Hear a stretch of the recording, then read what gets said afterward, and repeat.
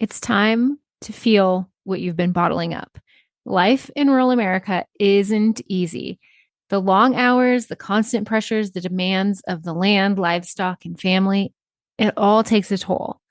We're tough and we've got grit, but somewhere along the way, toughness started meaning bottling up emotions and powering through. But here's the truth. That strategy, it's not working and it's poisoning us. Maybe you've noticed and maybe you haven't, but the numbers don't lie. We're breaking down and it's showing up in our bodies, our relationships, and in the rising suicide rates in agriculture.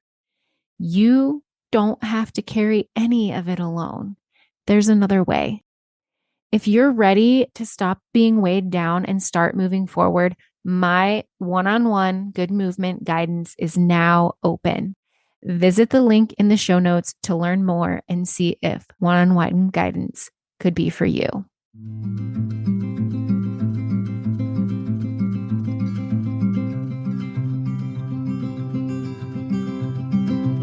I'll carry you, you carry me, we'll help each other through it. Come on and see, good movement draws good movement. Welcome to Good Movement Draws Good Movement, the podcast where farmers, ranchers, and rural folks can grow relationally through awareness, understanding, and effective communication. Hey, it's T.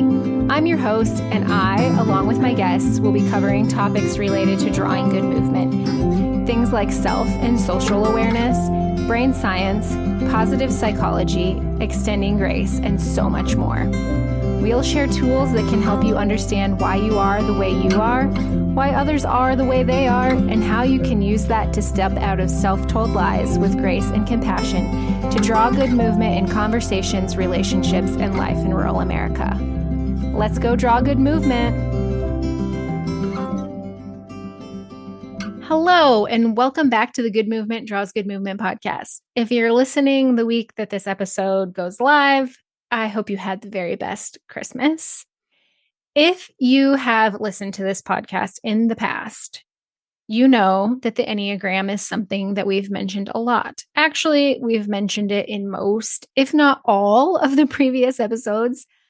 And we haven't gotten into very much detail about what it is or what it has to do with good movement. So today we are remedying that. I will be talking about what the Enneagram is and how it can help draw good movement. So the Enneagram is a personality typing system based on a person's motivation rather than behaviors or traits.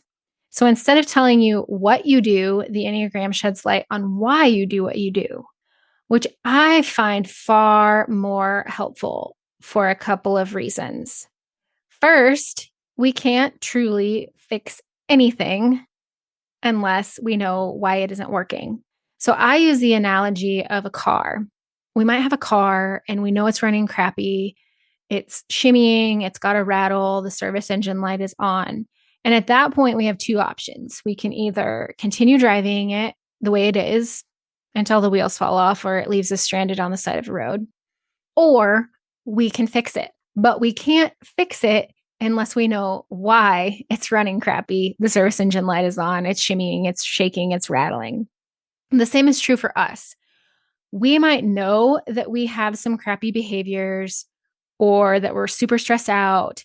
And at that point, we have two options. We can either fix those crappy behaviors or our stress level, or we can continue on the way we are.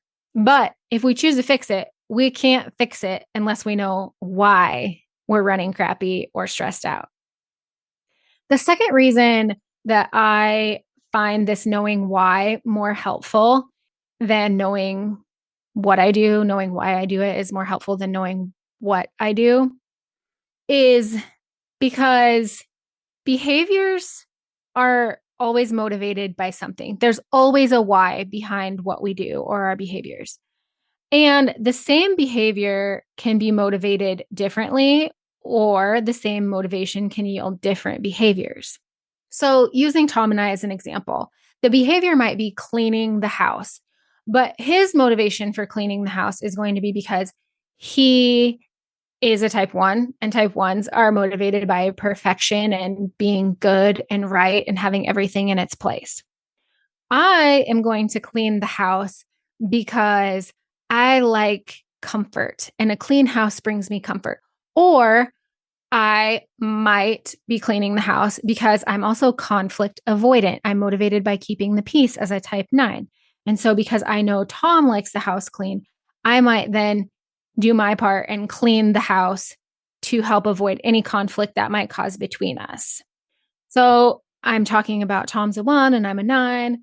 The Enneagram is broken out into 9 numbers, 1 through 9, and each number represents a specific core type or way of viewing the world and taking in information.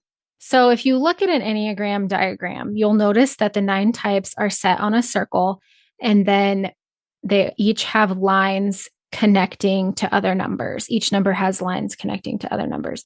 Those lines represent the fluidity in the system.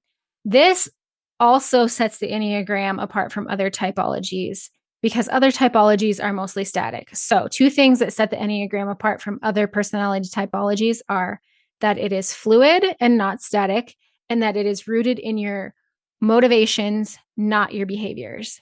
So, within this system, you have a core type or Enneagram number, which serves as home base.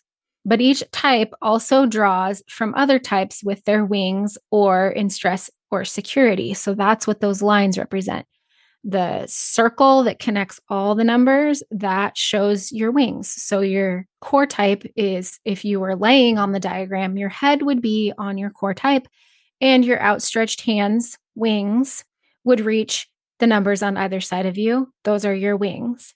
And then the lines that crisscross through the diagram to other numbers are your stress or security numbers.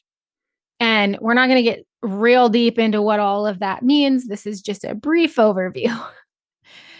But that is why folks of the same type can look vastly different from one another, or conversely, folks of 2 different types can look similar to each other. This is also why we shouldn't get excited and assume we know someone else's type, because they might be stressed or secure or wing in one way or the other. Or, like I said, behaviors can be motivated differently. So it's really important that when we get into this and we get excited about it, we're not telling anyone else their type. You can hold loosely with curiosity what you think they may be, but you never should tell someone else their type. And this is a really good spot to say also, if you get excited about this and you want to dive more in and learn your Enneagram type and those other people and all the things, we shouldn't use this tool as a shield or a sword. And what I mean by that is that we shouldn't use our Enneagram type to hide behind and continue on in our bad behaviors. If you're using it that way, you're using it wrong. And also, you shouldn't use it as a weapon against someone else. Well, you're this type, and so that's why you do that. And you should just really stop nining it and stop being lazy. Like, no, don't use it that way. If you're using it that way, you're using it wrong. But you also shouldn't be like, well, I'm a 9, and so that's why I am not being direct, because that's just the way I am. And so blah, blah, blah. Like, no, don't use it that way. The other reason that we shouldn't assume other people's types is that we can't know anyone's motivations but our own. And this is rooted in motivations. So, literally, the only person's type you can know for sure without being told is your own. And you actually find your type by determining your core motivations. And core motivations are made up of 4 things: our fears, desires, weakness, sin, struggle, passion, whatever term you want to use there. Different teachers use different terms. And then our longing, or what we long to hear to counter the lies we tell ourselves.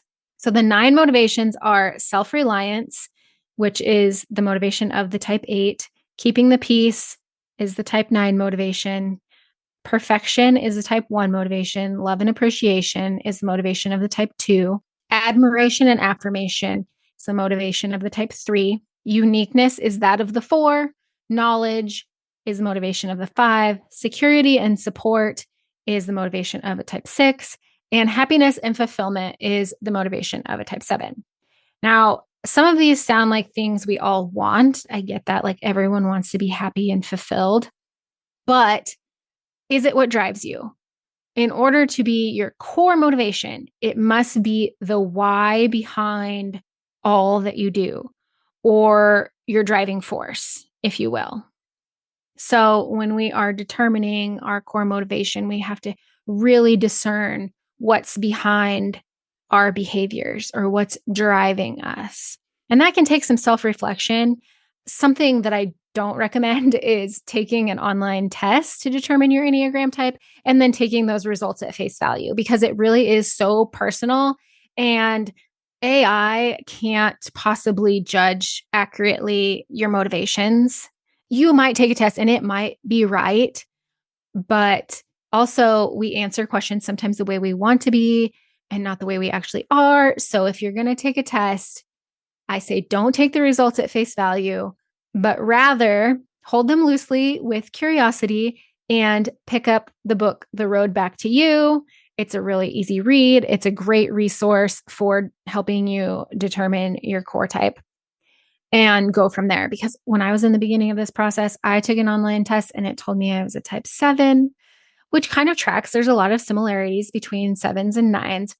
However, when I read The Road Back to You, I realized that I did not relate at all to the weakness of a 7, which is gluttony. And it's not gluttonous after food, it's gluttony after fun, excitement, good feelings, the next exhilarating thing. But when it came to the type 9's weakness of sloth, I was like, oh, hi, hello, it's me. And again, not literal laziness, but spiritual laziness, falling asleep to my own needs and desires in order to keep the peace within me and around me. I'll tell you that does not work out very well. So growth. That's why we need to be aware of these things so we can grow. But with that being said, there are lots of people who do life just fine without the Enneagram. But because this tool helps us understand why we are the way we are and why others are the way they are, it can positively impact the way we move through the world and interact with others. I personally like this tool and use it in my coaching and trainings because when it comes to good movement, all of our interactions start with us in how we perceive the world and engage with others. And the Enneagram expedites the self-awareness that's necessary in drawing good movement.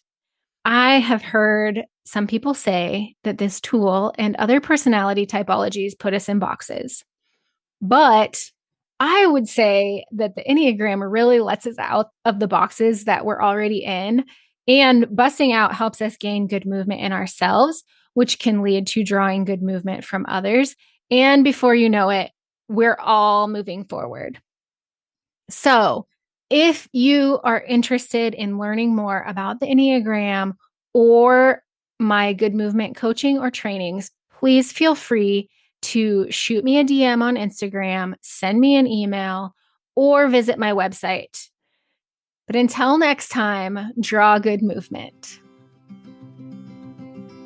Thanks so much for tuning in. I'm so grateful for you. If you found value in this episode, I'd love for you to share with others who might also benefit from tuning in. Share by word of mouth, send it in a text, take a screenshot and post it on social media, or share however you prefer.